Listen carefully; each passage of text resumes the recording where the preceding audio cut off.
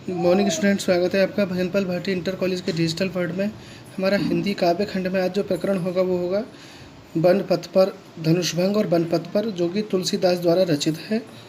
आज मैं आपको केवल धनुषभंग पढ़ाऊँगा और आपको अपनी बुक में से यानी पुस्तक में से तुलसीदास जी का जो जीवन परिचय है उसे लिखना है अपनी नोटबुक में।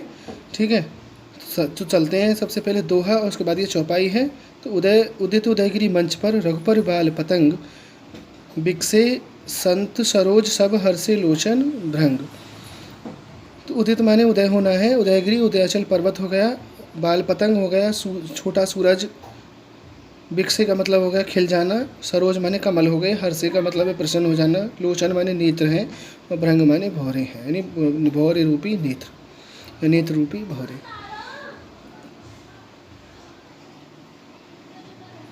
तो सबसे पहले हम इसका संदर्भ सुनते हैं कि प्रस्तुत काव्यांश गोस्वामी तुलसीदास द्वारा रचित श्री रामचरितमानस के बालकांड से लिया गया है।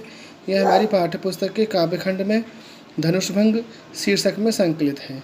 ठीक है, अब इसका हम प्रसंग जानेंगे। इसमें समय का वर्णन है। जब सभी राजा भगवान शिव के धनुष को तोड़ने का प्रयास करके थक गए, तब श्री राम विश्वामित्र की आज्ञा लेकर के धनुष को भंग करने के लिए मंच पर खड़े हो गए। ठीक है, अब हम इसकी व्याख्या सुनेंगे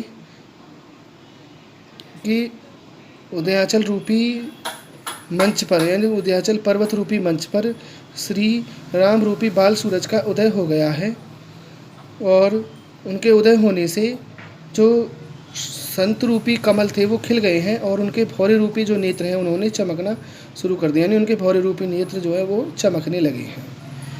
नृपय कीर आशा निसनासी, बचन रखत अवलीन प्रकाशी। नृपय माने राजा होता है।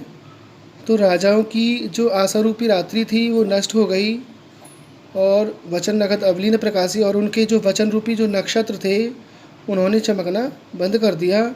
मानी मुह कुमुद सकचाने, जो अभिमानी कुमुद रूपी राजा थे, महिमानी राजा होता है, जो अभिमानी कुमुद रूपी राजा थे वो संकोच में पड़ गए और कपटी उल्लू रूपी राजा छिप गए। लुकाने का मतलब है छिपना, भूप राजा यहाँ भी।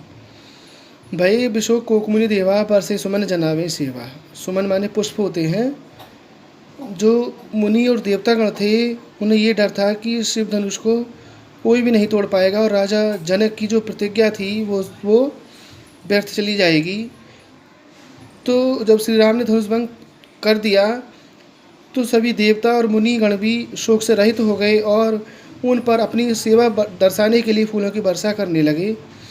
तब श्री राम गुरु के चरणों की वंदना करके प्रेम के साथ, अनुराग माने प्रेम होता है, राम मुनि सन आयुष मांगा।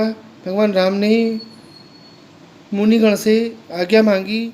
सह चले सकल जग स्वामी, जैसे ही संपूर्ण संसार के स्वामी चले तो मत मंजूर बर कुंजर गामी। तो वो ऐसे लग रहे थे जैसे कि कोई मतवाला हाथी झूमता हुआ आ रहा हो। चलत राम सब पुर नारी, पुलकपुर तन भय सुखारी। श्री राम को धनुष की ओर आता हुआ देख करके सभी नर और नारी शरीर से पुलकित हो गए। बंद पितर सुर सुकृत समारे, जो कुछ पुण्य प्रभाव हमारे, और वे अपने बंद माने प्रार्थना करना, पितर अपने पूर्वजों से, सुर देवताओं से, और वे अपने पूर्वजों से और देवताओं से ये प्रार्थना करने लगे कि जो कुछ भी हमने अब तक पुण्य काम किया है, तो शिवधनु मृणाल की नाई, मृणाल कमल की नाल होती है जो जल में पड़ी रहती है। यदि हमने अब तक जो भी पुण्य काम किया है तो हे देवताओं, हे हमारे पूर्वजों, भगवान राम उस शिव धनुष को कमल की नाल के समान, हे गणेश जी, हे गणों के स्वामी, उसे कमल की नाल के समान तोड़ दें। तो ये पहला खंड हुआ इसका। आपको जैसे मैंने बताया है, सबसे पहले उदित उदयगिरी मंच यहाँ तक लिख करके डैश लगा करके फिर हर्षी लोचन भृंग लिखना है। उसके बाद संदर्भ डाल करके संदर्भ लिखना है, फिर प्रसंग लिखना है।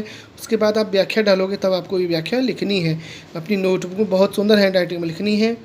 और उसके बाद आप काव्य का सौंदर्य की हेडिंग डालेंगे।